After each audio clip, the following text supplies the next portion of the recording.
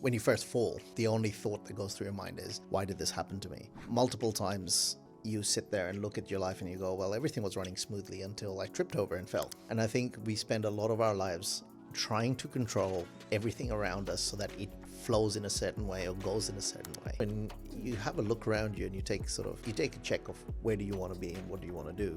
And I think that was the biggest driving factor to go, hey, what is it that I have? Followed by, right, where do I want to go? Every second that goes past is a second gone.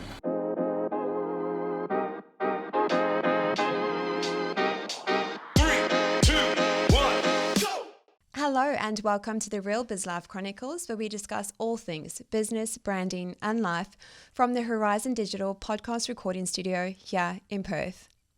I'm your host Tracy, the founder of Design Studio Perth, and because Design Studio Perth is dedicated to helping business owners grow with distinction through captivating branding and design, we're offering all our listeners a free brand discovery. So if you find yourself frustrated with your current branding and marketing and aren't too sure where to next, use a link in the show notes below to book in a time to have a chat. Now, I don't know about you, but I find the best conversations are had over a great cup of coffee. And so the coffee for each episode of the Real Biz Life Chronicles is brewed for us by no other than the legends at Cuppa Cartel.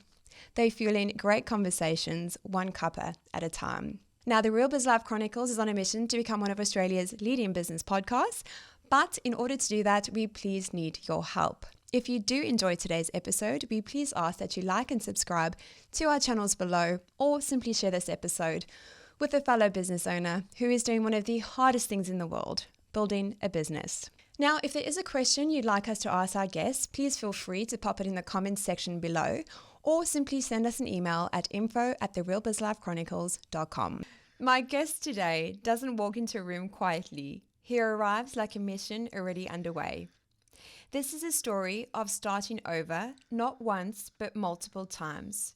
From losing everything to taking on courtroom battles, choosing principle over profit, and navigating the kind of personal loss that cracks people open or closes them off forever, he did the former. He's the guy who'd rather stay standing in the fire than walk away from what matters. Driven, kind, passionate. And if you only see the sharp mind and composed energy, don't be fooled.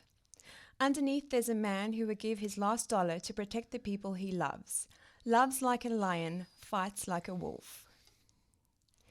When he found himself with nothing after walking away from a business he'd built, he didn't fold. He set up shop in a borrowed office with a laptop and no clients, and got to work. No excuses, just hunger. But ask him what took the most courage, he'll tell you, leaving a marriage that wasn't serving him. He's also the kind of guy that after every conversation I've had with him leaves me thinking differently. Not with noise, but with clarity. This episode, it's not about hype, it's about grit, integrity, and the power of rebuilding from zero again and again. Alpesh Shah, founder of Alpesh, welcome to the show. Oh, thank you very much. That was a humbling opening, that was. All the truth and only a pleasure. Thank you. Alpesh, what can our listeners expect to learn from our conversation today? I am hoping that we can provide some clarity as to, as you said, walk away with some clarity anyway. I'll just be myself and I'll try and answer as many questions as I can and hopefully educate them on something different. Well, I have no doubt, because I know every time I've met with you, we can chat for ages, and I always find you have me thinking so differently about things. So I'm looking forward to introducing you to our audience. Absolutely. And of course, hopefully not get a parking ticket again. Oh dear, hopefully not. I'll hurry up. No, that's all good. That's all good. I don't mind. It's worth it. You said you started your journey with nothing. Walk us through that first big rebuild. What did that early days look like? Interesting conversation. I had this conversation this morning with someone. When you first start, when you first fall, the only thought that goes through your mind is, why did this happen to me? Multiple times you sit there and look at your life and you go, well, everything was running smoothly until I tripped over and fell. Really hard. Yep, absolutely. And you look at that and you go, well, there's only one way but up. And I chose the path of going, I need to rebuild. I need to see where I need to go. And I really had to dig deep and say, well, if there's nothing here, I can only build something. And that's where that drive came from. Having young children, of course, was the other side of things. That, well, if I'm not going to do it for myself, at least I've got to do something for them as well. So I think that's where a lot of drive did come in from that, for myself. And what was that first fall, if I can ask? So for me, I would probably say the first largest fall for me was going through the business process and the global financial crisis hitting. And when the global financial crisis hitting, the business was hit. We went through a transformation process. And on the other side, obviously, marriage wasn't doing as well. So I would probably say the deepest fall or the darkest fall that I fell through was going through the divorce. Because it was, we've come into COVID. There was no work. We'd had set up another business. And I was literally just sat there going, right, I need to find next month's rent. Yeah. And when you have that there, you're thinking, well, the children need to be fed. It was a no-brainer. You had to only go up. There was nowhere to go. And you had to get the money in. So I think that was my greatest or darkest place that I've been at. And the biggest learning curve as well. And if you're comfortable to share that marriage breakdown, and was there a business breakdown at the same time, did you say? Or was it just navigating both? So so the business breakdown was COVID. So you had, we had a dental practice in the city and COVID kind of shut the doors on that. Add that to marriage breakdown and having to navigate living on my own. And not that it had been something that I hadn't done before, but it was this time there was children involved. Yes. Trying to find a footing, but then also knowing that there's no work coming in because I've always been self-employed. So there wasn't this sort of wage packet, and everyone was on these job seeker or job keeper. I remember, yes. Job keeper allowance. Yeah. And everyone around me was just like, hey, this is great. And I'm like, it's not for me. No. So, you just start to do, I started selling stuff. Like I had drones, I had cameras, and I'm like, right, at least I've got something to sell. And you do that just to gain some financial freedom. And one of the, I guess, the deepest points at that point, and I remember I was sitting there and I only had about, I think, $30 to my name. And I was like, what do I do? Where do I go? And one of my friends just walked in and she'd brought in a bottle of vodka because obviously at the time I thought, you know what, a drink will fix everything. Yeah, as one does. Yeah. And I'm having a conversation with her and she's like, what's going on? And I said, listen, just, the kids are coming. I don't know where to get the money from, blah, blah, blah, blah. Just having a conversation. And I felt my phone buzz and I'm like looking at it. I see $2,000 and I'm like, where did this come from? Yeah. And she just transferred $2,000 into my account. And I'm like, I can't take this. I can't take this. She's like, you need it? I don't need it. I was going to go to Bali, but I don't need the $2,000 because it's COVID. Can't go anywhere. And still to this day, I'll remember that moment because I literally broke down and I thought, right, this is it. Like someone has that much faith in me that I can do it. And I think that really pushed me forward from that point. Isn't it interesting how the universe always provides in some crazy way? Yeah. I know when I've been at rock bottom, I think I had $5 to my name. Yep. By some miracle, it was a few years ago. Yes. But by some miracle, something amazing always happens, whether through a friend or through another way. I think we let go. At that point, you just let go of control. Yeah. And I think we spend a lot of our lives trying to control everything around us so that it flows in a certain way or goes in a certain way. Yeah, so true. One learning moment for me, which I have had to go back to over a period of time, is learning to let go of control. And it was at that point where I just can't do anything. So just let it be. And it was. And like you said as well yourself, the universe provides at that point when there's nothing that you're attaching value to or control to. And it seems to sort of flow back in and go, okay, this is what you need. So you had a double grenade dropped on your life. That friend obviously helping was one of the first things. So what did you do after that? Because I found in my experience, when my marriage ended last year, I was in such a washing machine of emotion. It's really hard to sometimes come out of that. So I guess at the time, because we were in an apartment block, there was a lot of people there. And there was a few people that were quite social. And going through that process, like, yes, I was drinking a lot of alcohol at the time. I think I was just trying to drown my sorrows, or even just trying to make sense of what's going on. Yeah, it's a lot. But this group of friends at the time was exactly what I needed. I needed some people that I can just be. I didn't have any judgment. I didn't have any, oh, well, you did this, you did that, or this is what happened in your marriage and this is your fault. Because as we know, it's never just a one-sided affair. Two to tango. Two to tango. And having that and not being judged was, I guess, a platform for me to start from, because it gave me that, I guess, a little bit of clarity that, hey, there's people who actually still believe in me. And maybe I'm not that bad a person, because at that point, like you said, the washing machine of emotions is, maybe I am the worst person on the planet. Maybe I'm the one who screwed everything up. Maybe I'm the one who's made the biggest mistake. But actually coming out of that was probably the best thing I ever did. And so I think that was the next stepping stone, was having people around me that believed in me and having that strength to go, actually they do, and seeing that through all the emotions. And yes, of course, as you know, there were some terrible days where you don't want to get out of bed. 100%. Yeah.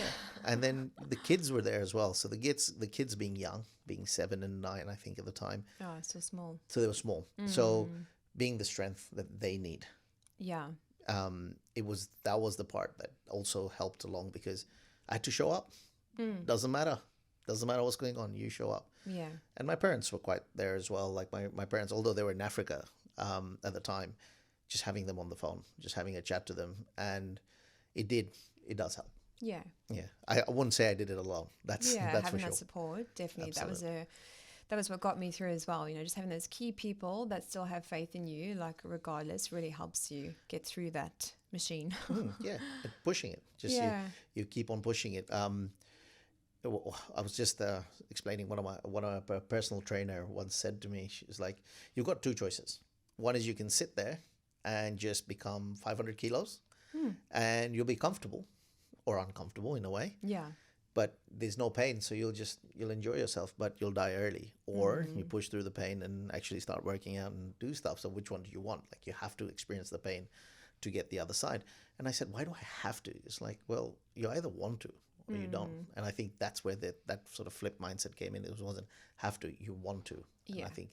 And I think you encapsulate that more than anything after speaking to you. Thank you, Alpesh. Yeah. Especially your running journey as well. Yeah, it's just inspirational. Thank you, I appreciate that. It was just, there was no other option but to get up. There were days where I wanted to stay in bed, but I was like, no, I have to get up. My mom's like, why don't you have a day in bed? I'm like, no, I cannot have a day in bed because I won't get up. That's right. So just kept going. But no, thank you very much. I appreciate that. Yeah, I see it all the time. Like, even my parents have come back this time, and I go on a walk every evening, and my mom's like, oh, I'll join you. And I said, oh, that's awesome. And now she's going back and she's like, well, I'm going to carry this on when I go to Kenya. Good. And I'm like, that is brilliant. That I've instilled maybe a routine for yourself. And it's a very close friend recently said to me, you don't want to change, because when you change, you can unchange it. Yeah. You want to shift because you can't unshift it. And I thought, that is powerful. So the analogy he used is, you don't want to be the person that goes to the gym. You want to be the person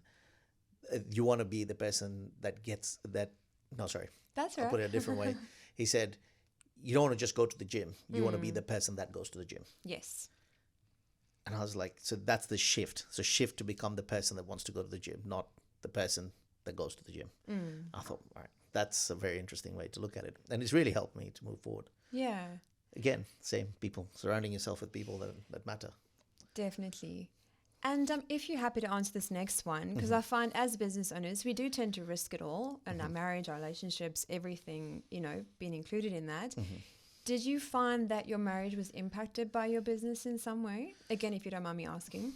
I to be fair, I don't think that was part of the reason. I mean, financial struggles weren't one of the things there, but I believe that there was a misalignment of, the way that we looked at things was very different. And I think in relationships, and this is whether we are talking about business, or personal or otherwise, there has to be an element of compatibility. Yeah.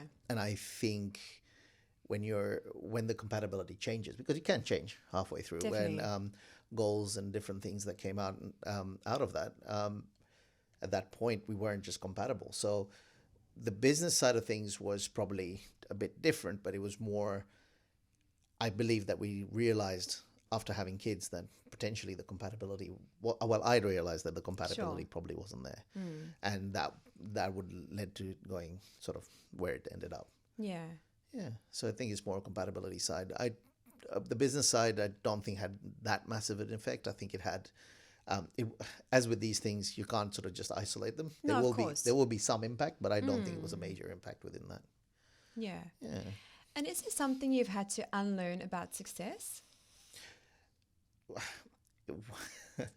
I think one of the things we learn as you go through life is that hindsight obviously is great, but success isn't a linear progression, and you hear every person say that.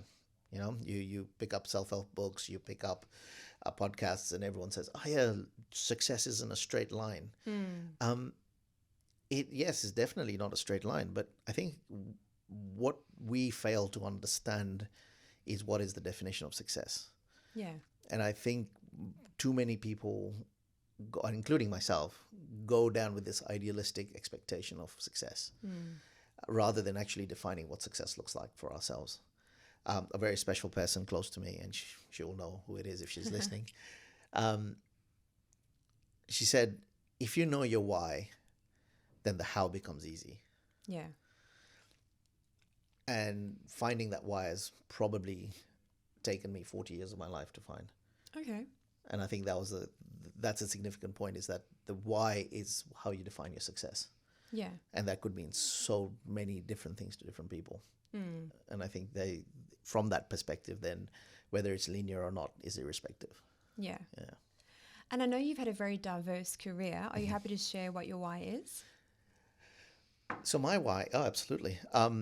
My why is helping people educate themselves in different ways.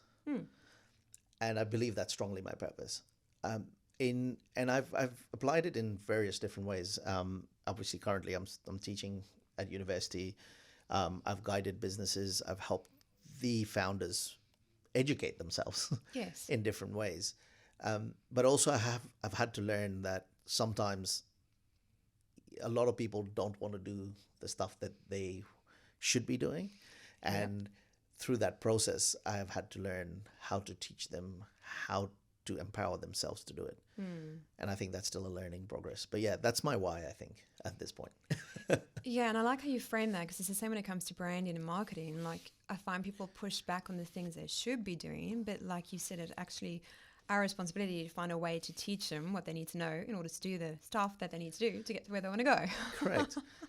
And it comes as a pushback. There was a startup that I was involved in, I am involved in recently. And he has a very positive mindset as to getting to what he needs to get done. Yeah. However, there is a portion of him that has that, I'm getting screwed over in the way that I'm progressing, and I'm at the moment trying to make him understand that potentially it's not a screw over. It's just something that you got to be understanding that people are going to push back because of their own requirements. Yeah, true. And so if you can, as they say in relationships, and I don't mean just personal, but any relationships, it's what you're willing to put up with is when you're going to grow a good relationship. Yeah. And so that's kind of where I'm trying to teach him that, hey, if you're willing to put up with this, that's fine. If you're not, hey, walk away. Yeah. That's, it's easier said than done, Of course. as both of us know. Yeah. Yeah, it's interesting, like that one decision to walk away from something, like it's not easy. There's so much soul searching work, all of the above involved in that. But what I'm finding now on the other side of it is that you kind of come back to life in some ways. That's the only way I can put it. I don't know if it's a different version of yourself or what it is. I don't know how it's been for you. Has it been the same? It's been a simplicity. Like, you come back to the simplicity of everything. Yeah. So you have a look at it and go, well, can I really define who I am? And I think that's where it comes in, and it's you bring it back to the simplicity of who am I? Simply, am I willing to put up with what needs to be put up Yeah, with? and tolerate it. Yeah, and it's even taking it away from tolerate. What do I want to curate? What's the life I want to curate? Yeah. Is this really who I am? And sometimes you have to learn through a few experiences. You have to go through, hey, this is actually probably going to be a lot more fun, or this is not as fun as I thought it was, but it's actually necessary for me to do so. Yeah. Like you said, when you had to get up off the couch and go for a run. Initially, you were like, oh my God, like, do I have to get up? It's cold, it's raining. I mean, I used to do it with cycling all the time. Is it? Yeah. I remember I used to get up and you see like a little gray cloud coming over, and I'm like, 60 Ks, 70 Ks today. Do I really? And I'm like, do you know what? Screw it, do it. And actually, the rain was what cooled you down all the way down. I'm like, actually, I enjoyed that. Yeah. Yeah. So I think that's part of it, isn't it? Really, is finding out what you like and sometimes also what you don't like, but it may be helpful to where you need to go. I love that. Screw it, do it. Yeah, screw it, do it. That's really cool. I'm going to use that. Screw it, do it. Alpesh, you've walked away from big money and risked reputation. What's the real story behind one of those moments? So there was a perception for myself that, and I think might be due to cultural upbringing or, being in environments where success equals money and success equals the high life. And I'm not saying that isn't for many people, but it really did hone in on the fact that, is this what life is all about? And this is that pursuit of money. It's a pursuit of let's make a lot of dollars, but then you're unhappy because you're working stupid hours and you're burning the candle at both ends. Yes, I was a lot younger, so I could probably tolerate it a lot more. Then there's no wick left. Yeah, exactly. And then you burn out, and you kind of hit that wall, and you go, well, is this what it was all cut out to be? I remember buying my first Porsche, and it was almost like an anticlimax. It was like you hit there and you go, okay, I've got my Porsche now. Yeah. What's next? But actually buying my second Porsche was actually... Second Porsche? What the heck? That Shut one. up. I know. Shh, now you're bragging. I know. No, but the second Love one was it. actually more meaningful than the first one. How so? Because the second one was after the divorce. I see. And Okay. that actually came from a whole different perspective, because I'd actually burnt, like you said, I'd come down to zero and come out the other end. Yeah. And when I bought that, the meaning that came through that was something totally different. And even now, like we sold a lot of the stuff off, and these are all material things. Yeah. And it's come to a point where I'm speaking to my parents. It was like, it's so nice having that feeling, a little bit of contentment with life, in the sense of I don't have to do anything I don't want to. And the initial purchase of the Porsche was lease payments. Yeah.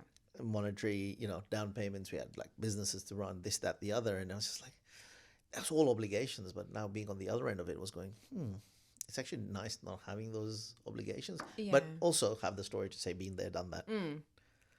Definitely. So I guess, there's a mixed bag to both in terms of monetary success. So walking away from it it was at the time felt like, what am I doing? Why am I doing this? Yes. And am I ever going to get back to that? And I think that is probably another thing that I found I had to change my mindset on. For years, I led a life going, oh yeah, but I did this, but I did that, and I used to do this, and I used to do that. And you realize that was all in the past, rather than drawing the line in the sand and going, hey, where are you going now? And I think that change is actually only really for myself come in the last year or so. Okay. Which has been eye-opening, I guess. Yeah, so it sounds like you're still on quite a journey. Yeah. The journey never ends. 100%. No, it just sounds... Was there something that shifted in the last year for you? So meeting different people. I think going through the process of... I'd bought my own house, and at the time, settling down, kids are a bit older, met some very interesting people as you went through, and you have a look around you, and you take a check of where do you want to be and what do you want to do. And I think that was the biggest driving factor to go, hey, what is it that I have? followed by, right, where do I want to go? And I had with the startup founder and with some of the other people, I had some really in-depth conversations about where do I want to be. And it was almost like going, right, I'm going to cut this, I'm going to take this out of my life, and I'm going to put this in my life. And I'm like, okay, never done that before, because it's always been almost by default that this is happening rather than I'm trying to make something happen. And I think that has been the biggest shift for me. And the catalyst is just meeting people that resonate with something like that. I had a similar journey as well, getting very clear on, who I'm spending my time with, where I'm spending my time. Literally had a friend cleanse like no one's business, because I was in such an automatic default. Like Don and I were just from Wednesday through to Sunday. It was always, he played cricket, I had the business, networking. We just were out all the time, all day, every day. And it was funny, a photo from my hen stew popped up and had about 65 ladies there. And, all I thought were my friends. And actually, it popped up about a year ago. And I had a look. And I'm like, I probably only still see about 4 of those core people. Isn't it funny, right? Absolutely. In these, exactly what you said is like these people that had meaning within your life. Yeah. Was at a stage. And I'm not saying that they didn't have meaning. Of course, at the time, yeah. But at this point, you've taken stock take and you've gone, right, who do I want to spend my time with? Because time is one factor that you cannot change. Yeah. Every second that goes past is a second gone. But also when you're starting to curate the life that you want, a very interesting conversation last night actually. We're having a sort of a D&M with one of my friends, and he was like, Alpesh, the life that you're going down and what you've just said to me, I know isn't some of the things aren't where you want to be at. And I'm like, please explain to me, because sometimes, and he's like, you're defaulting. You're defaulting back to what you used to know. And I was like, thank you for pulling that out and pushing forward. So having those type of friends around you, I think are very, very, very important. Completely. I was saying, like, you're in the jar and you can't see the label. And sometimes those key people will pull you out and like, look at the label, look what you're doing. Like, oh yeah, shit. Yes. And you think, hang on, I'd figured this out. And it's not, you hadn't figured it out. You slip back. Yeah. Exactly. You backslide almost. Yeah. And we're human. We'll always do that. We have elastic bands that pull us back in. And sometimes you have to snap those elastic bands, but some of those elastic bands you need to keep for yourself, because that's your identity as well. Yeah, true. So understanding your identity and accepting it. There's a very close person to me at the moment, which not at the moment, she's been in my life for a while. She had an experience that literally snapped her out of what she was always doing and kind of doing things for everyone else but herself. And watching her from the sidelines, I was like, do you have time for yourself, or do you want to do stuff for yourself? And watching her use that elastic band and snap back to herself and going, actually, this is what I love doing. Right. And I'm not going to change that for anyone else because this is stuff. And I'm like, that's the one. Like, understanding who that person is, I think, is very important. Yeah, completely. That's like my running and my fitness is in my calendar, and I will not change it unless it's like a pretty good reason, because I'm like, that's my time. That makes me a better human. And on the days I don't do it, like I don't think I've had a break for a very long time, but I like that. I operate better, whether it's yoga or walk, whatever it is, just doing something every day to keep my brain like healthy. It really works. So yeah, and I find like even now if someone wants to catch up, I'm like, yeah, we can do a walk or doing a run or whatever the case is, and most of the time they're quite open to it anyway. Well, health, wealth, happiness, right? If you look after your health and your wealth, happiness follows. It's such a simple, idealistic way of looking at it, but and again, some of these things that I'm sharing with you are ideals and thought processes that have come from my very close friends. And it's like, do one thing for your health, do one thing for your wealth, and you'll see happiness just rolls in. Every day, if you've done that one thing, you'll find that you'll feel better for it. So that's a compound. Yeah. So like, for example, for my health, I'm walking at the moment. Yeah. I do it every day. For my wealth, I've started trading as well and sorting out other things. Yeah. But it's good. It's like you're doing one thing a day that makes you healthy and wealthier and makes you happy as well. Yeah, there was a framework I did with Paul, actually. It's called 5Fs. I've added a sixth one for faith. But it was quite a pivotal mindset shift because obviously it's friendships, finance. I'm probably going to butcher it, but never mind. Anyway, there's the 5Fs, and you sit down and get very clear on what each one, like what a goal is in each of those areas. Okay. And I found that was really like a great framework to kind of like your one, set up the day or the month, whatever it is, with those in mind and be more intentional in how you're actually living. Oh, yeah, and you almost, like you said, be the change. Be the person that goes for a walk, not you went for a walk. Or be the person that trades online. Be that person, not I went and traded online. So, and this is back to that, it's being that intentional moving forward. And this framework, and I'm glad that you added faith. Yes, it's important to me. Yeah. Because faith is belief. And as soon as you have a belief in whatever it is that you believe in, whether it's God, whether it's the universe, whether it's spirituality, or having that belief will allow you to find a level of purpose as well. Yeah. Because without that belief, you're going to find that purpose disappears behind it. So completely. And in our dark times, it's that faith. Like we said, like I found people that had faith in me. Yes. So, and I didn't find them. I think they just happened to be around me, and I was lucky enough that happened.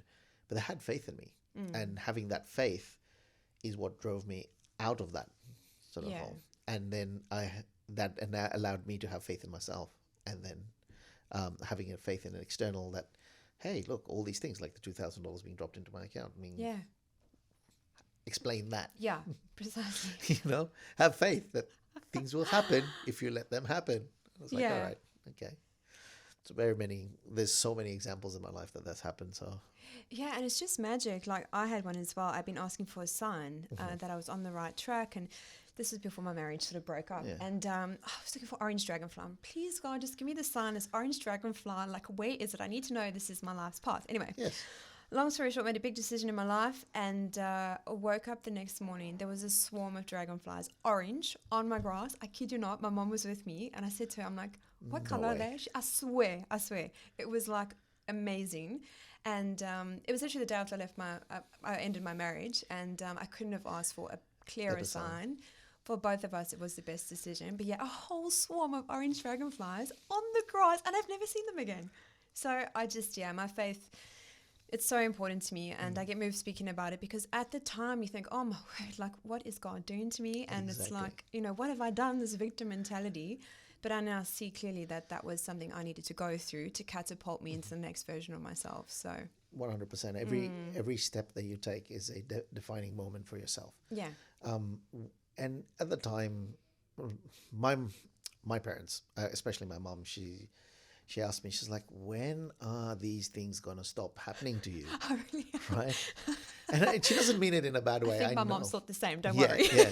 So, it was the divorce, and then I ended up tearing my PCL, and then I had a slip disc and tore a black muscle, and then lost a kidney. Oh my gosh, Alpesh. Wowza. It hailed. Yeah, and then I've had I think 3 or 4 accidents since, and she's like, and I've broken my foot recently. Oh my goodness. That was only about 3 months ago.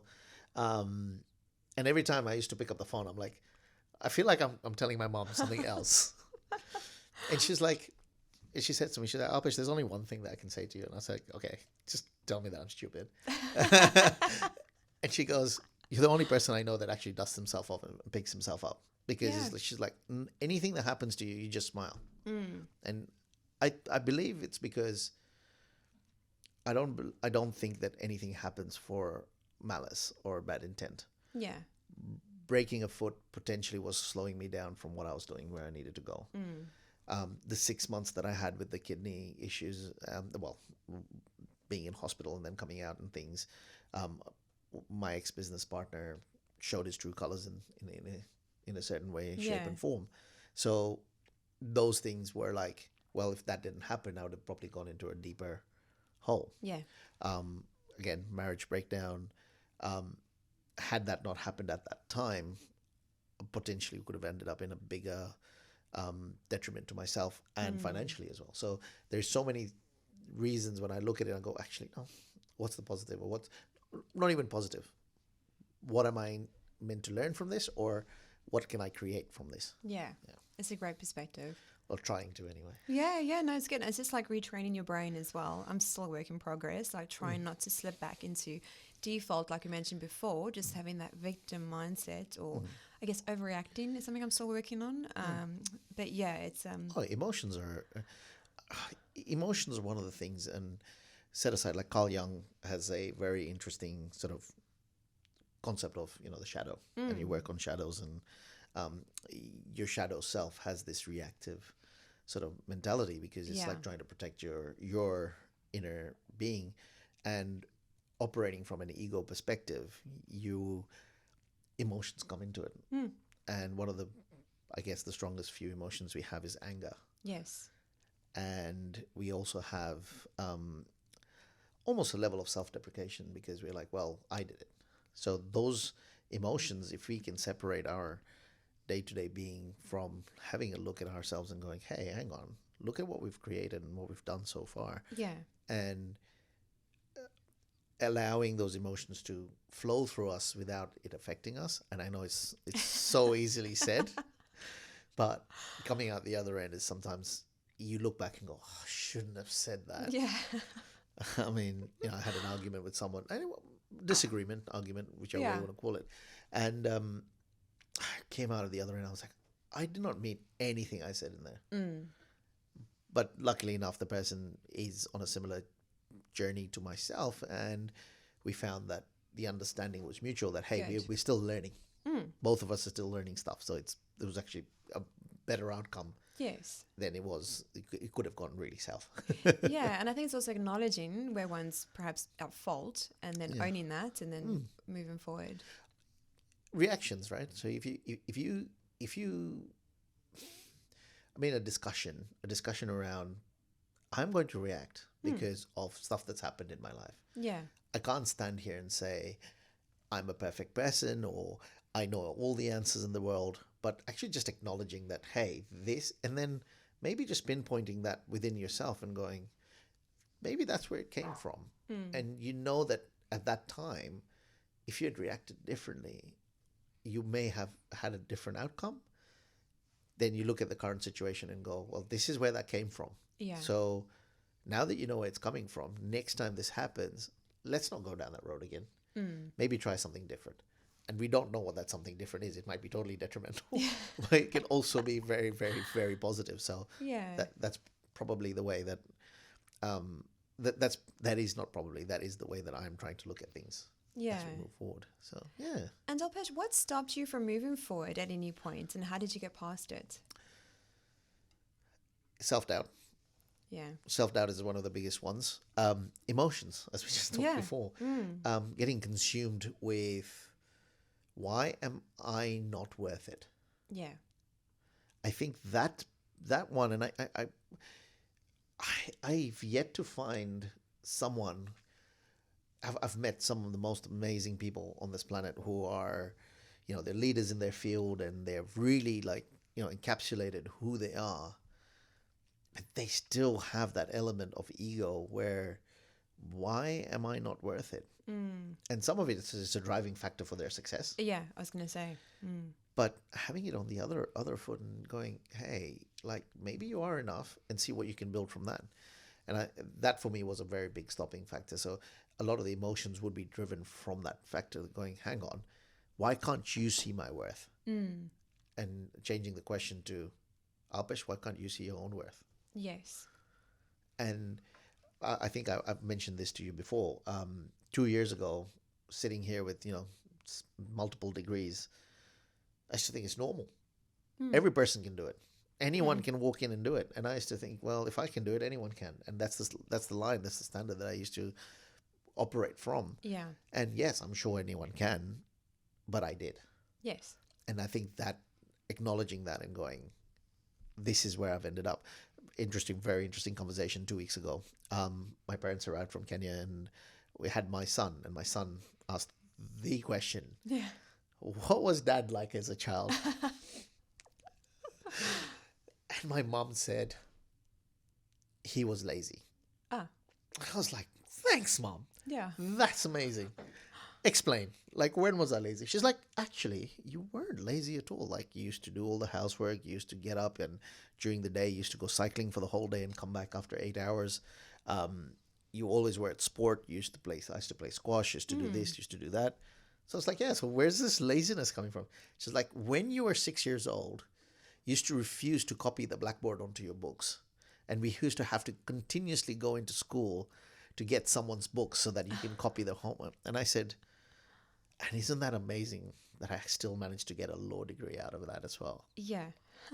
And a dental Just same. degree. And I said, the problem was, I know even at that age, I saw that as a waste of time because that's not the way I learned. So Right. writing notes off the blackboard was not something I found Sure. intellectually stimulating. I found that's the most boring way of learning. And my mom, I think for the first time, turned around and went, "Oh, yeah, maybe you weren't lazy. You just didn't want to learn that way." Or And I had a said, different way of learning, yeah. yeah. But learning that coming from there, where people would have probably written me off at that point and gone, "This guy Yeah. doesn't want to study at all," to having gone through uni for over 15 years is like, now, is that a measure of success? Probably not, but it's just a measure of, can I intellectually make it somewhere? Yes. Yeah, of course. And that's kind of where recognizing that and going, I have the ability to do so. And using that ability, what else can I do? Yeah. So not the laziness factor. No. I come across so many business owners, and I think it goes back to that self-doubt thing. They don't realize how brilliant they are.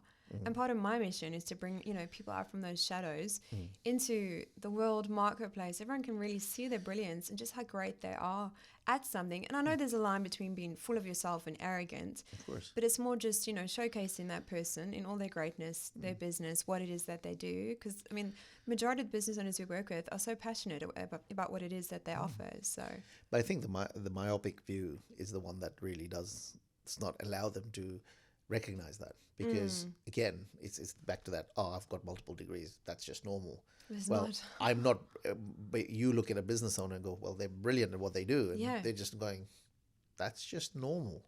So being the fly on the wall, or actually having someone within your team that is the fly on the wall, that looks back and not kind of hypes you up, but gives you that platform to go, listen guys, like, we're doing an amazing job here. Yeah. Like, and then understanding that, hey, if we can do this in such a small period of time, can I use that brilliance to expand it, or to grow, or Yeah. if that is what your goal is. I think it's been referred to as I'm harassing people. I know it's a term of endearment, so Harassment, you know how busy it's called busyness. yeah, Literally is busyness. yeah, completely. Right? So business is always busy, and having people harass you, I tell you, for me, has been the best thing, because my Completely. to-do list is full. Yeah, yeah, So harass me and you'll make it to the top of the to-do list. good. I mean, you saw how hard it was to get me into the studio. I know. Oh my gosh, I think it took us, was it like a year? It has been a year. I was going to say, I think it's been a year because I had Justin on. That's Yeah. about 6 months ago now. Yes. And then I think you were unwell. So yeah, we made it. We made it. We made it. Persistence paid off. Persistence paid off. Alpesh, what is a moment that completely changed how you saw yourself? Would it be when you realized like having so many degrees isn't normal? But maybe a little bit post that. So first, when I recognized that, I was like, right, now I'm in a whole new territory. Starting to take steps within that frame and going, who am I? And that's that question that I asked at that point. Because if I'm capable of doing this, what else can I do? And starting to ask those questions, or like I said, around purpose, vision, future. That's what really changed me as a person. Yeah. Because till now, I was working on default. Get a degree, get a job, get a degree, do something within that field. And that purpose was kind of written. Because it's been written, I guess, through centuries. Get a skill, apply the skill. Get a skill, apply a Yeah. skill. But asking that question and really embodying who you are, that was a very difficult question, because there's so many, I guess, societal norms, inverted commas, that pushes us to think, this is not societal norm, or we shouldn't be doing this, or we shouldn't be doing that, or this is what we really should be doing, rather than what do I want to do. And living a shackle-free life, which is, I think there's a few people that'll hear those words and go, yep, that's your words. We've heard that before. But that shackle-free life is where you remove those shackles, you remove those societal norms, you remove those, and it's hard. Like I default back. I go back into, don't speak loud because everyone can hear. Why? Speak loud if you want to speak loud. It doesn't matter. Yeah. Today we were talking about spirituality, and we were in a cafe, and next to us, this bunch of people came and sat down, and I could tell that the person I was there with had felt a bit uncomfortable talking about it. And I just kept on talking about like tarot card reading, and all that kind of stuff. And I realized at that moment, like I was just being authentically who I was. I wasn't dulling myself down or dropping my voice down so that no one can hear. Inside voice. I know, right? And I was just like, hey, this is what I do and this is what I hear. And I don't care if they can hear it. Yeah. Because first of all, I don't even know who you are. And if you can and you think I'm nuts, awesome. Yeah.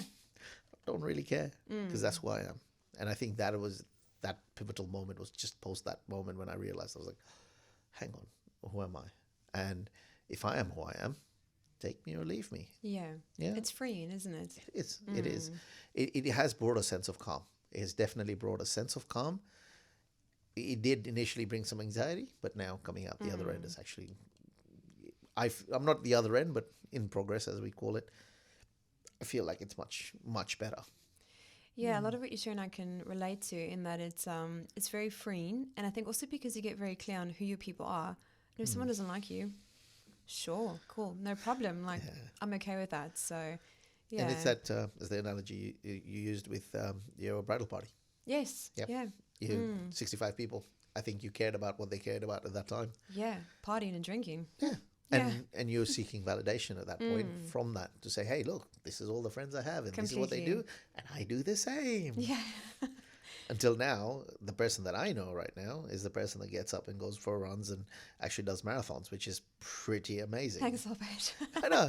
I mean, look, you know what you've achieved. I don't even need to, big you up, but it's stating the facts, Yeah. And like you say, it's brought me such a sense of peace, like where I'm at now. And I feel like I'm more aligned with my purpose, if that makes any sense. Yeah, so absolutely. It's been great. Like you said, health, right? Yep. It's like it just dominoes in the best way possible thereafter. So, and just the clarity, and you just get really, really clear on what you want from life. So it's... And that's fluid in its own right. Yeah, and like you, it's taken me 40 years to get here. Thank goodness. I'm finally here. I say it to my students all the time, but when I'm teaching, I'm like, right now you guys are all thinking, I'll become a lawyer, or, I'm going to be the best business person that's out there, because I teach in both the schools.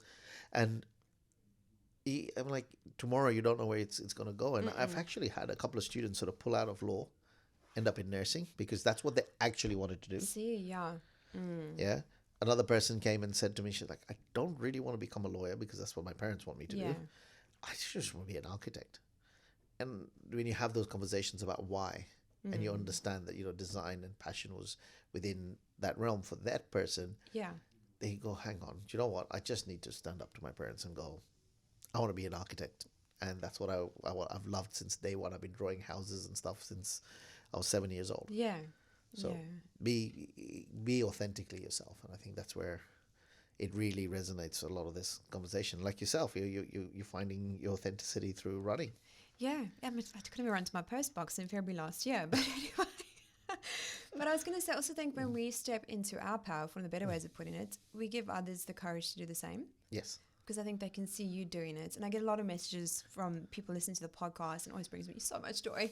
But it's just like, by taking that risk or stepping away from something that doesn't serve you, it really allows other people to do the same, which is awesome. So it gives them strength, because you've lived that life.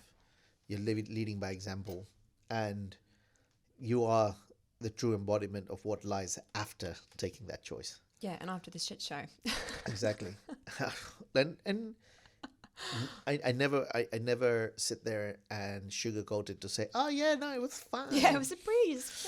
Yeah, no, it was a shit show, an absolute shit show. It's just it's hell on earth and heaven as well at the same time.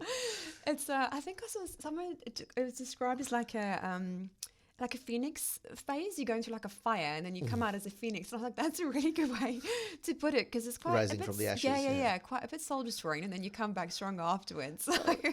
Dante had it quite interestingly. Famous artist, you know, traversing through 9 layers of hell before you come out through the other side, or the dark night of the soul, as people talk about it. And it's real. It is. You go through some really dark spots in your life. Yeah. But it's that relativity, right? If you don't go through those dark spots, you don't know what a light spot is. Yeah, true. Right? It was funny. Speaking to my daughter one of the days, and she's wearing black on black on black on black, as I have. I'm the same. it's my uniform. Yeah. And I was like, if you don't have, if you put yourself against the black background, you're just going to blend in, right? You're never going to know the difference. But if you sat next to a white background, then you can see the difference, because you can. It's a level of comparison, and I guess with us as humans, we are always in a level of comparison to either ourselves, or to other people. But I think when you start comparing yourself to yourself is when you bring true change, because you go, well, this is where I'm at. This is the change I can make. This is where I want to be, and attaining where you want to be, I think, is that contrast, like that comparison, isn't it? It's like, I've got there, like you're running, like from February last year to now. Yeah, you've got that comparison to go, but next year you probably compare from this point to next point to going, I am now, running around Australia. Oh, no, I'm nuts, but I'm not that nuts. Oh, there's people who do it though. I do want to do comrades, but there you go. Not quite around Australia. No, but again, it's that step-by-step process, isn't it? It's like you've done that. There's your comparison line, and you'll always go back and look and say, "This is my new threshold where I'm at." Yeah, the goal shifts, I find. Yeah, because I think it's almost like you don't believe that you can get there, and then you get there and you think, "Oh, cool! Like, what's next?" What's next? And, that bar gets moved every time. But I guess that's growth, right? That's what growth is. That's what growth is, and it'll never be detrimental, no matter what. Like, even if it's growth in business or growth in life, you are changing where you're at, and you're comparing it to where you are. As long as you know yourself that you're doing better than what you were doing before. Yeah. Hey, what's the harm? Those 1%ers, right? Yep. What's the harm? They know the 1%. Even if I took 10 steps more yesterday than I did today, there's still 10 steps more. It's still an improvement. A little at a time. Yeah, and I think people underestimate that. They kind of think, oh, it's too hard, can't do it. But if you just started, and then when you look back, and I do like a quarterly reflection, and I love going through my photos, and you just see the transformation, because obviously you kind of forget, right? And you see that transformation happening. Absolutely. Yeah. I mean, so when everything clicked in, like I think it was June this year, there was a lot of major transformations that happened between May and June, because I was really sick. And it gives you that time, unfortunately, in a way, because you're kind of forced into your bed. And it gave me a time to reflect, and obviously having the right friends around me. The step-by-step transition has, like, I've already dropped 2 sizes in clothes, which is great. Incredible. But having that step-by-step process was just going for that 10-minute walk. Yeah. 15-minute walk, 20-minute walk. And I kind of, we had an internal joke. We said, you're not trading until you've had your walk. So I was like, fair exchange. Crap. So if I want to trade, I have to go for a walk. That's a good way of doing it, though. Yep. This is self-motivation. And so, and with the Apple Watches now, they send a text message when you are on a walk, and it says a check-in. Yes. It's like, crap. Like, and I can't even escape worse. Garmin's like, when are you walking? Yeah. Yeah. Like, why are you not standing? Yeah. But yeah, I think that's been a big like learning step. Like, in the past, I remember, like, you're always chasing the bigger goals, and then you just find that you can't reach them, or not that you can't reach them, but it becomes an impossibility in your mind. So doing that sort of, instead of making $1 million in the next month, it's like, hey, did you make 100? Cool. Yeah, just break it up. Did you make 200? Cool. And just slowly building on that. My running was the same. So literally started from going from my door to the post box, which wasn't very far. Yep. And then I just slowly increased it. Like then I'd go to the corner and then I'd just run back and then just slowly, built up that momentum. It definitely does work. Well, you have inspired me though. Oh, thank you. I'm very pleased. So what I do now is when I'm at, so I go to Tomato Lake, which is where I run this near my house in Melbourne. Okay, cool. And so it's got different sections on this path that goes around, which is I think about 2Ks all the way around. Okay. And I'll do my first one where and so good. They've got like 200, 100-meter markers. It's really good. On there, right? Yeah. So Hertzman has that as well. Right. And so say, for example, I hit 300. I was like, oh, I'm just going to run till 400. Good. And then I slow down. And then I run I'll maybe hit 700. Great. And then I'll go to 800 and run. Yeah. Like just run that 100 meters. And that came from we're having that conversation with you, that going, hey, I just started literally doing little bit by little bit by little bit by little bit, and so you have been inspirational. Oh, thanks, Alpesh. I'm so glad. I did get cankles the first round because Tracy's impatient, so I did 0 to 5Ks in like 2 weeks. Oh God! But I don't recommend that. But yes, taking it slowly and just giving yourself that grace to slowly build up that momentum. It definitely does help. 100%. My first long run I remember I did was back in 2006, maybe 7. So that's a few years ago. Yeah. And I had no intention of running the City to Surf. Okay. I just thought, I'm in my fitness zone at the moment, and I'll run City to Surf. Yes, it's quite a tough course. The hills. I didn't realize that. Yeah. Because obviously you've never done it before. I've always been on treadmills. Surprise. 59 minutes, 31 seconds, right? Oh, wow. And I'm That's like, really good. I didn't realize that because That's really good. I got to the end line and they're like, they're giving you that medal, which is fine. Everyone gets that, but they put the tape up. Because normally by the time I normally used to finish, it's like the tape's gone. People have already left. I don't even think there was an end zone left anymore. It's already 2 days past because I should have been there 2 days ago. But yeah, I finished in 59 minutes and I was like, that's brilliant. That's insane. But I think that was the point when I realized that was one of the points that I had realized earlier on as well, that look, if you just keep on doing whatever you're doing, sometimes these things can happen. Yeah. But then life hits you, you get pushed down, pull yourself back up. Yeah, and I'm actually glad you mentioned the City to Surf. So I had a goal doing under an hour, and I just missed it. I think it was an hour 17. I was like, damn it. But it was still a great run. But I think it goes to show that it doesn't always work out how you think it's going to work out, right? So it just sets the bar for next year. I'm coming to get you 1 hour. Just every time trying to improve. It was weird because I did the intermittent running for that. So I did so good.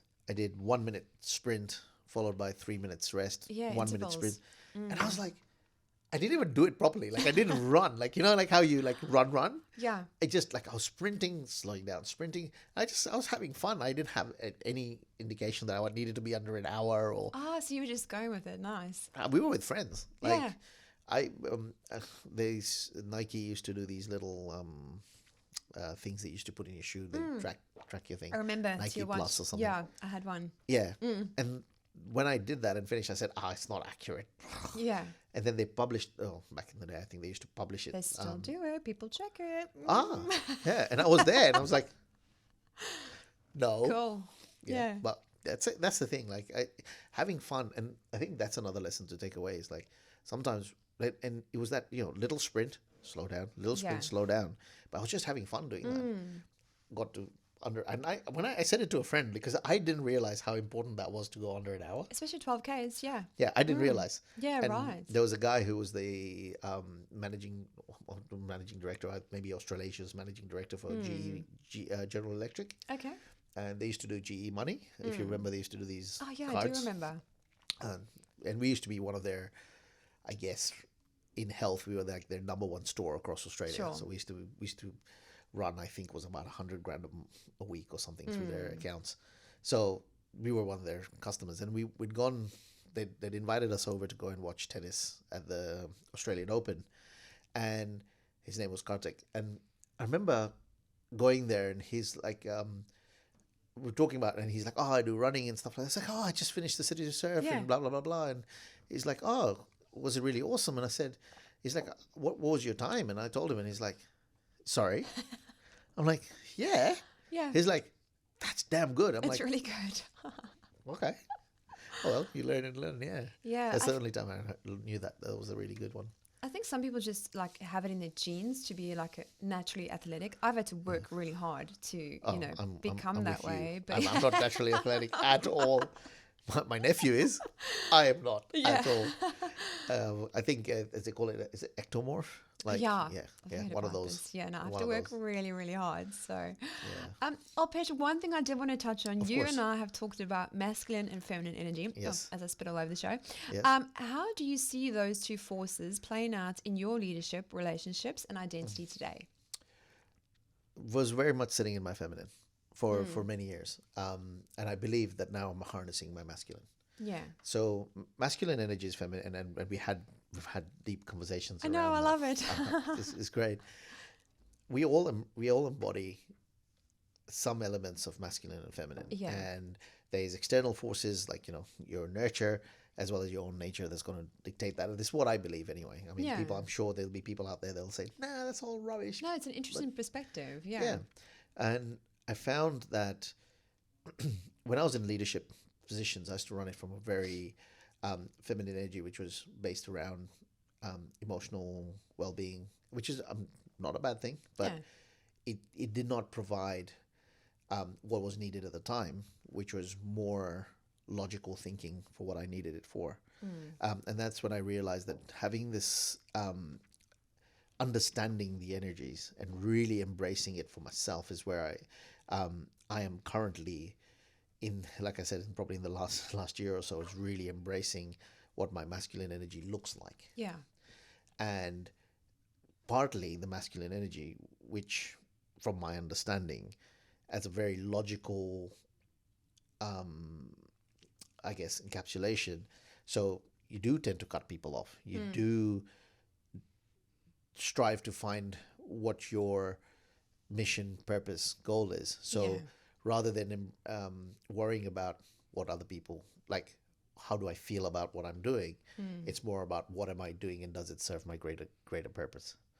And that's, I believe, is a lot from a masculine sort of perspective, rather than the feminine. And you need both. You need both. You can't. One's not better than the other. But I feel for my journey, I'm transitioning, and with that, oh my God, have I learned so much about myself and the people around me. Like you said, like in relationships, like even personal relationships. When I started operating from my masculine, people that were in their masculine, around me, suddenly became feminine. Interesting. And softer, and they're like, I don't know why I'm feeling like this around you, and I'm like, I think I said the same. Yeah, I remember at the cafe. Yes, exactly right. And it's again not just me just stepping into that zone and owning who I am. It allows that safety and comfort around me, and allowing that safety and comfort around me for the people that are around me, and allowing their feminine to step in, given the circumstances. Like sometimes I need someone's masculine in, and very recent example where someone's a female in my life had to step into her masculine just to pull me out of where I was going down. And I could see the swift change, and I was like, I have seen this for years, but I never put labels to it, I guess.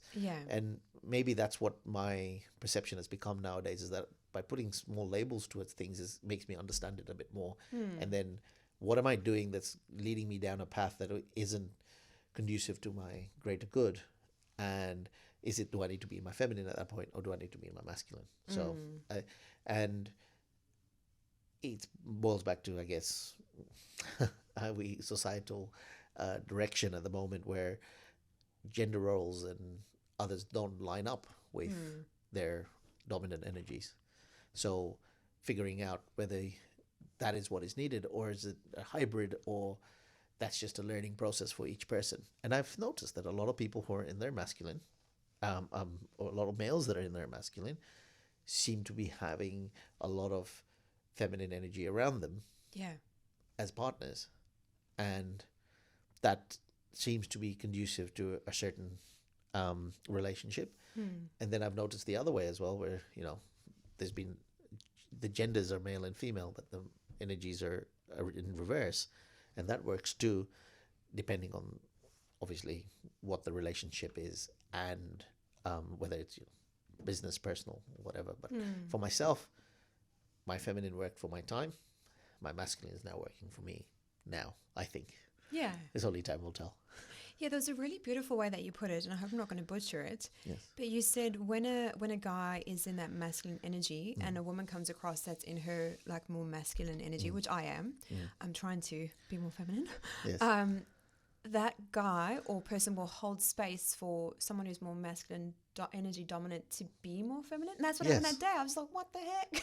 Well, controversy. Let's just throw it in there. I'm opinionated as hell, and I might as well just throw it. When a guy steps into his masculine, he provides, and this is my belief. Again, if people I don't, really don't care. Like I said, I don't care. That. I really don't care. But and I've seen this by example. When a man steps into his masculine, it is that leadership role, that safety and comfort that is, and actually I've done since we've had that conversation, is standing through an emotional storm that can be generated by, say, a female in her masculine, because that's not something that aligns with her emotions within her mind. And as a guy who stands still in his masculine through those emotional storms, will provide that safety and comfort for a female to then actually open up and go, and chill out. I am safe. I don't have to hold this conversation anymore. I don't have to pay for the bills.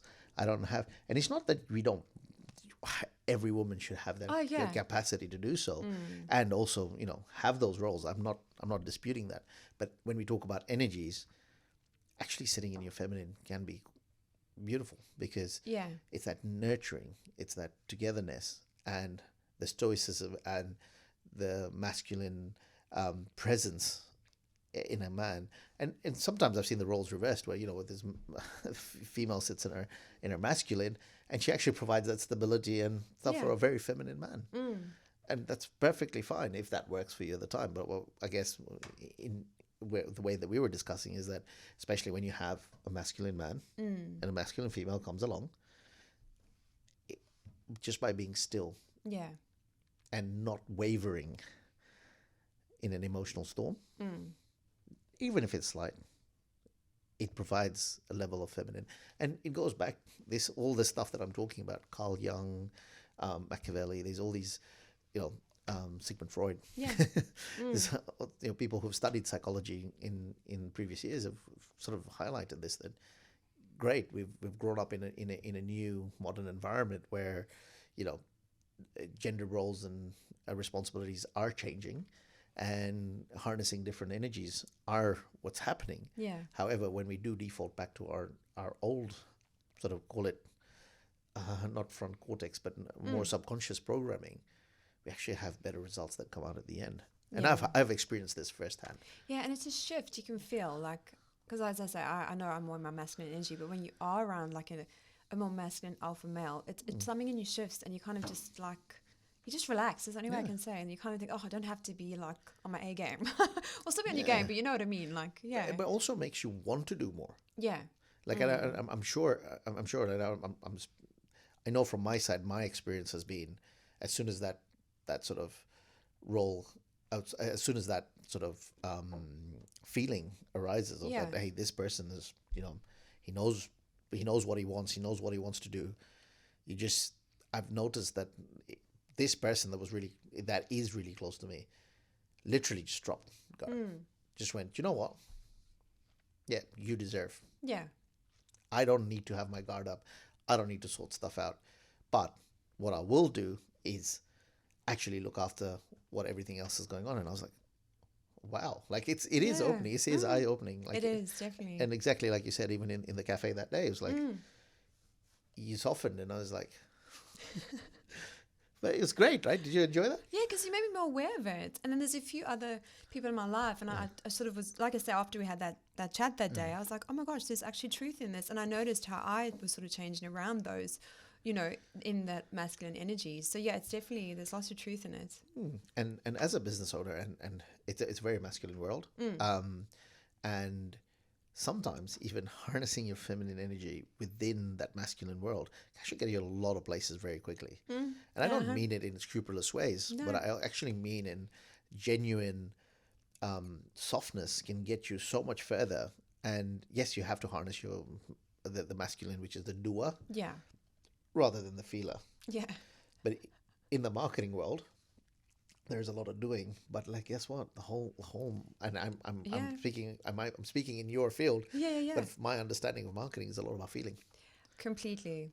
And that's a shift I had to make, because Porsche said to me, you're taking someone on a journey. Yes. Like, you have to be mindful of that, because I'm super direct as well, which doesn't help. So I really had to, I guess, tailor my interaction with someone, because I'm like, it's a journey. I don't have to always be so direct, and sort of like, it just takes someone through that process. So where it's emotionally driven, especially branding, it's a feeling that you evoke in, you know, a perception you evoke in your audience. So Coca-Cola, right?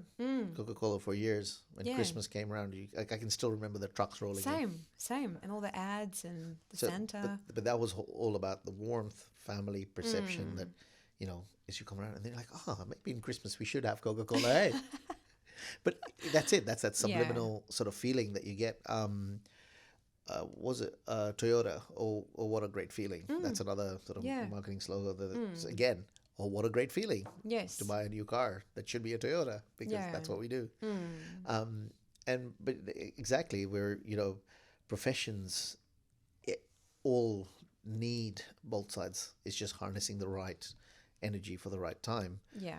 But and I guess maybe when you're forming relationships between two parties, is also understanding what is important for the period of the time.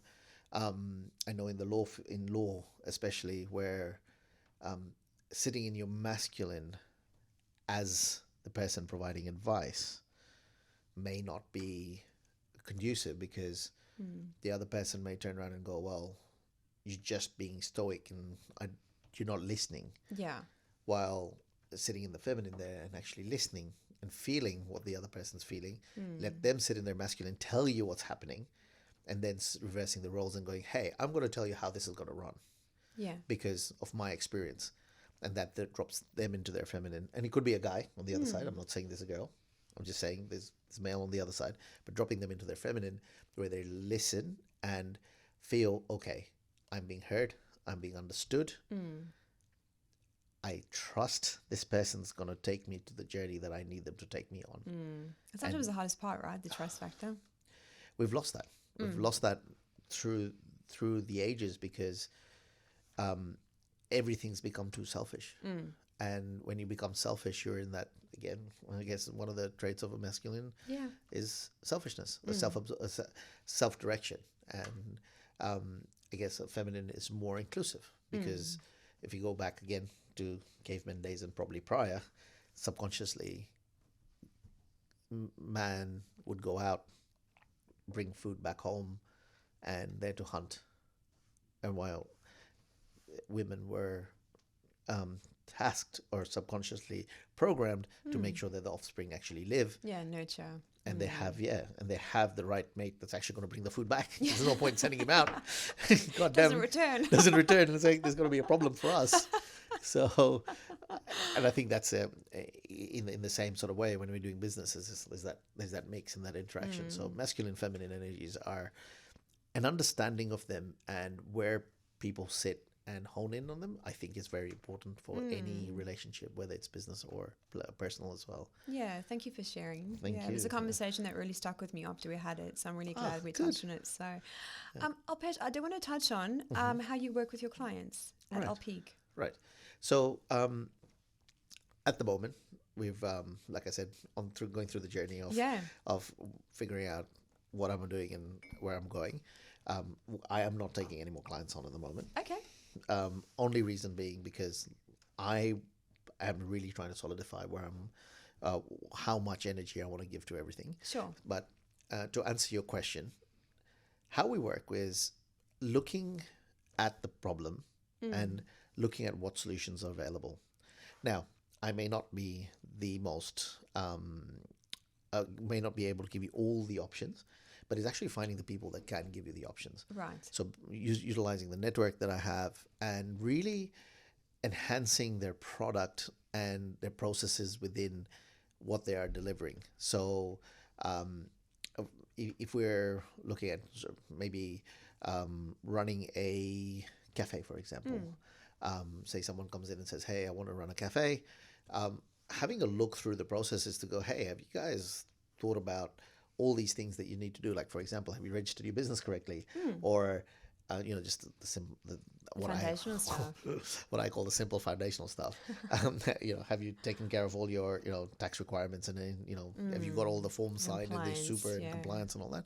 But also looking at those processes internally to go, what's a more efficient way of doing it? If you're buying coffee beans every day by the bag, can you buy them by bulk? If you are, for example, you want to have a branding strategy where you want to showcase who you are, then I'll be like, hey, can you contact Tracy? Thanks, Alpesh. Thanks for the shout out. Hey, can you contact That was Tracy? not planned. Exactly. But that's it. That's just bringing in the right people, right? And saying, hey, this is who would actually help you out the most. Yeah. And also then looking at it from more of a micro level. So one of the older businesses that we worked with was, they had a turnover of about 2,500 a month, and we changed it to over 10. Wow. And that was in a span of 3.5 months. Gosh, that's really quick, yeah. And profit margins of about 60 to 65%. Gee, So it was wow. it went because at 2,000 your fixed cost was so high, your profit margins were only sitting at a couple of hundred. Yeah. And you're like, well, that's not even paying your fuel. No. So, but creating that was a deep dive into what are you doing at the moment? What are the inefficiencies that you have within your organization? Are you self-employed or are you actually a business owner? Yeah, there's a difference. Yeah. And really having those conversations that no one really gets to learn in any school, any YouTube or any other podcast, is having those kind of conversations where I come in, is going, hey, have you just bought yourself a job? Yeah. Or do you want to actually create a business? And I find, unfortunately, a lot of people in their small business mindset actually have just bought themselves a job. So true. And by buying themselves a job, it's great because, it does pay the bills. But if you're not there, it's zero. Yeah. You're sitting at zero. So I try and look at that from that perspective and see how we can transition them from that sort of self-employed mindset to a business owner and investor mindset, which is boils back from Robert Kiyosaki's cash flow quadrant. But it really just that is like, how do we go there? And like, is it globalization that you're looking for? Is it just, you want to just cover the local market or, and again, tailor making it to their comfortability as well. I remember one of the clients is like, we can take it to Australia wide. And they're like, can I just service Perth? Like, because it wasn't comfortable for them. But then a year later, like I left the business and I let them do what they were doing. And a year later, they came back and said, right, ready. The time's come. Yeah, cool. And they expanded. And the expansion happened really quick because all the bases were already put down. All the foundation blocks were already laid out. So when it came to that point, it was just like, all right, your foundations are done. Your systems are in place. You need this person to fill this role. You need that person to fill that role. Yes, initially you're going to pay them, but you'll see as soon as the money starts rolling in, that's going to be more, you're going to make more than what you've already made before. And it did. It showcased a lot of things for them, and it grew. The business has grown, and I think there'll be another expansion that comes of that, and and then they're just rinsing and repeating. Yeah. I also think it speaks to like having those foundations done properly from the get-go. Well, if you can, because again, I see quite a bit with business owners, like it's just, they'll be 15 years in and they haven't got that stuff there. And I'm just like, whoa, like you've actually done pretty well considering. Yes. If you have those foundations through working with an advisor, whatever the case is, like imagine what your business could have been. So, I think this is where that, how we were talking about before about being a fly on the wall. Sometimes that is me, just being the fly on the wall and saying, hey, can you see this area that you've not really attended to? You've been going there and doing absolutely fantastic. you haven't really attended to this portion of your business, and maybe if you did that, that portion will really grow. And like you said, like I see people's still running through self, like they're a sole trader, Yeah. and they're running this massive multi-million-dollar business on a sole trader, and I'm like, have you not thought about different entities? Like, go and speak to your accountant. One of the medical practices we set up, I remember the accountant was adamant, we have to set it up in a PTY Ltd type of scenario. And I was like, yeah, but this is a profit-making organization. Yeah. It's a medical center. You're going to make profit from day one. Yeah. Why are we setting it up in this sort of sense? And it's like, oh, that just makes sense. An accountant is, I've done it for years, and what do you know, Alpesh? And I'm like, cool, you do you. Yeah. The day before we're opening the practice, he turns around and goes, actually, you're right. We should have set it up in a trust with the management company. And I was like, because what happens then is you get a new entity, then you have to sort of set up the FPOS machine, Change all of it. bank accounts. I was like, oh, I'm going to kill you. Nightmare. Yeah, I see the same. Like, people have a business 15 years with just a logo. Yep. No visual identity, no brand strategy, nothing. And I'm like, wow. It's But also, it's from your perspective, from what I can see, is that you don't just get involved in saying, hey, you don't have a logo, you don't have your brand sheet, or you don't have this, you don't have that. Yeah. It's actually figuring out that sometimes you don't need some of those things. You need a different strategy, right? And doesn't involve logos. It doesn't involve it's one branding. component of it. Yeah. Yeah. There's the logos irrespective. Like, maybe guerrilla marketing is probably your best option moving forward, and that could be the be all and end all for everything that you need. So so really tailoring that strategy for that business. Because I mean that's your wheelhouse. I'm not going to tell you. I'm not going to tell you how to do it, but I see it, and I see your value in that, because there's very much the way that I have observed from what I've seen online and stuff, is you don't just look at it from that perspective. So which is a great way to look at a business, is that it's not just a copy paste, everything's in it. No, it can't be, no. And I'm glad that comes across to everything that we do now in terms of our own marketing, because it's if you did that for everyone, the outcomes would be very different. So absolutely. And I think that's sort of using that as a reference point. That's what I do, is I look into the business first and then figure out what is it that the business needs. And sometimes I can't help the business. Sorry. Just got to walk away and go. I'm the same. Sorry. Alpesh, I feel like we could speak for days. I'm mindful of time. Yes. Where is the best place for our listeners to go should they wish to connect with you? At the moment, LinkedIn. LinkedIn is probably the best way. So you can look me up. I think that if you want to put up a link, you can put a LinkedIn link. We'll put all the links in the show notes as well. Yeah, absolutely. And just send me a message there, and I'll see if as soon as I get through I have about 20 messages that I haven't actually replied to. I will get through it and reply back. So yeah, absolutely, it's been a pleasure to be on here. Yeah, thank you so much for all that you've shared, and thank you for being so open as well. And it's when we share and we are vulnerable that people can really learn from our journey. So thank you so much. Oh, thank you for having me. Of course, finally made it. Yes. Thanks, Alpesh.